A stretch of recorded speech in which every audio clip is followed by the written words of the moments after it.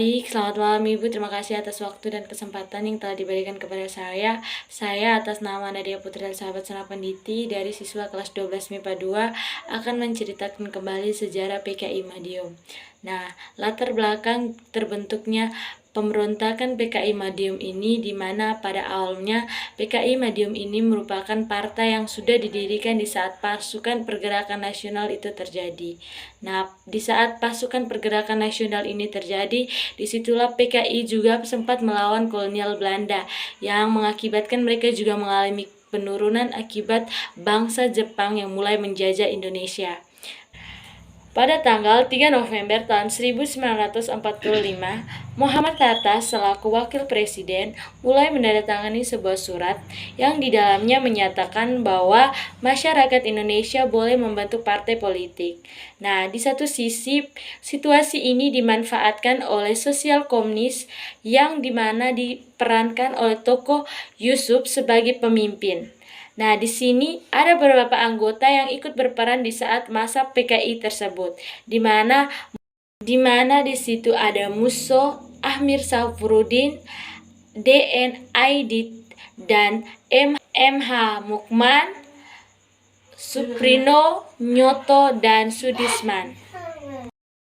Dampak dari pemberontakan ini di mana pertempuran terjadi antara pro PKI dan pro pemerintah Indonesia bersenjata yang terjadi pada tanggal 18 September tahun 1948. Pemerintah berhasil memukul para pendukung PKI. Para pendukung PKI tersebut mulai mengungsi ke Madiun. Selanjutnya, para pendukung PKI ini mulai bersatu lagi dengan pro PKI untuk melawan pasukan pemerintah. Pertempuran bersenjata ini ditempatkan dengan 12 anggota batalion. Puncak PKI ini terjadi pada tanggal 18 September tahun 1945 di mana didirikan sebagai Front Nasional. Pembentukan Front Nasional ini bertujuan untuk mengganti dasar negara Pancasila.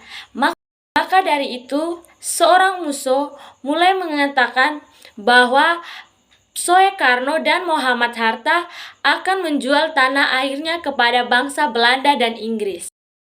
Pada tanggal 19 September tahun 1948, Soekarno melakukan siaran langsung radio yang dimana ia menyatakan bahwa masyarakat akan memilih antara Musso atau dirinya.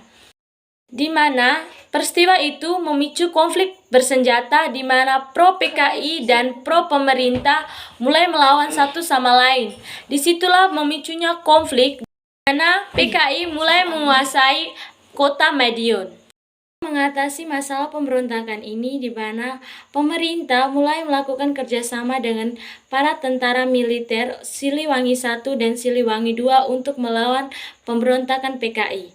Pada tahun 1948 tersebut pemberontakan ini terjadi, di mana Siliwangi I dibagi arah bagian timur sedangkan Siliwangi II di bagian arah barat.